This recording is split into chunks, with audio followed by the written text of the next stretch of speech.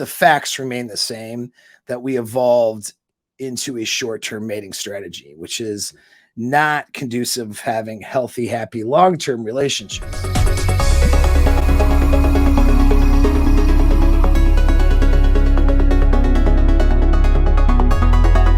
Talk about how men and women are not actually complementary. All right, not really. That their natures are divisive, and I wanted to kind of refer to some things about our evolution and what we can do about that stuff. Men and women are divisive. Okay, so I've talked about this before, and I kind of speak to in a little bit of hyperbole, right? Like I talk about how women have a short-term mating strategy, and for all of our evolution, they're basically trying to bang out as many kids until, they're finally dead at 30, right? Now, I've talked about this in a deeper explanation in a video in the past.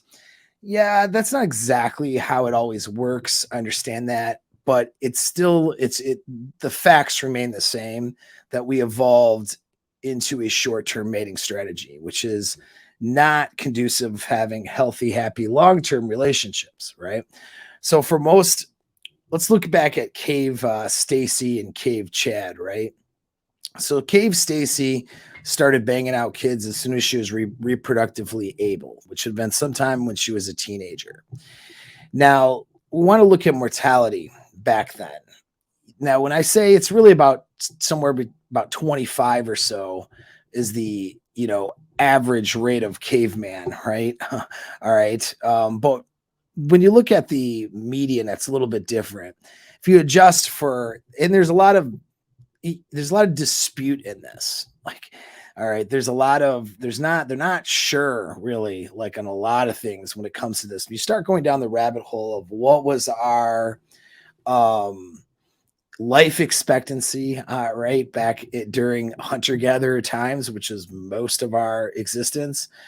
We're getting a lot of different answers, but we do know a few things, right? We do know that without medical care, without modern science, death was around the corner.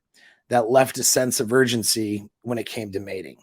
A chick didn't know if she was going to be dead at 20, dead at 30, or live till she was 70 years old. Now, back in cave times, there were the older people, sure, that lived to be old, but those were very few and far between. Something usually killed somebody off.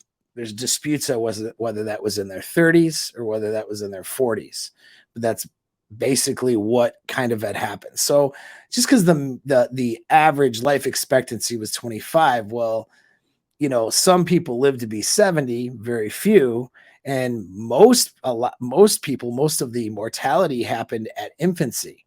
So that's the thing. The infant mortality rate was really what was high.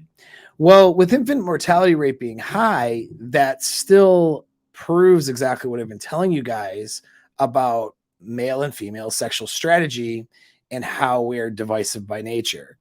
Because if babies are dying, more than likely, there's a high percentage that when you have a baby, that baby's not going to make it, okay, before I forgot what birthday, but before he or she hits the pre-teenager years, that kid's probably dying, okay? Like or at a high percentage rate, much higher percentage rate than kids today. So there was much greater sense of urgency and also, having a lot of kids was the strategy. All right. So more of a quantity over quality. And this is why men looked to mate with multiple women. And that's one of our drivers. There was a desire to bang out a lot of kids, right? Because you didn't know if those kids were going to be surviving. And you didn't know if you were going to survive either. Once again, with kids dying so easily and adults dying so easily and mortality rates being higher, younger, yeah, you could live to be 70.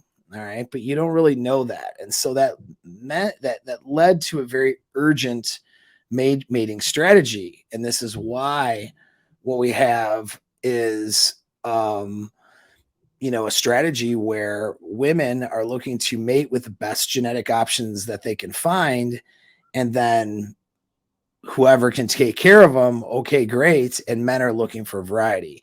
So women, evolved to need to be taken care of by society, the tribe, really by the men or males that they're getting impregnated with, right? Because the men were in charge of bringing in the resources and the men were in charge of protection. And so without those two things, women didn't survive back in most of our history. It's only until recently that women can go out, get a job, earn, more than a man, even depending on what job she gets and how good she is at it, right? And not need a guy for provisioning. And of course, it's civilized society and the state acts as protection for her. She isn't evil, though. Being a guy, being able to protect is an attractive quality. Is that something she needs for survival anymore? No, she doesn't.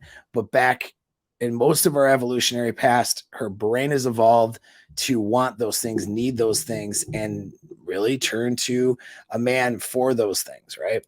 And that's what they needed. All right, back then they needed a man to take care of them. All right.